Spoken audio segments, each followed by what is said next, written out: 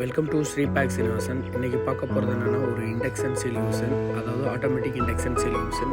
இதோட யூசேஜ் பார்த்தீங்கன்னா நம்ம நெய் பாட்டிலு, ஊறுகாய் பாட்டிலு, ஆயில் பாட்டிலு, இந்த மாதிரி பிளாஸ்டிக் பாட்டிலுக்குள்ளே இண்டக்ஷன் சீல் பண்ணுறது, ஃபாயில் சீல் பண்ணுறது பயன்படும். இதில் எங்கிட்ட 4 டைப் இருக்குது.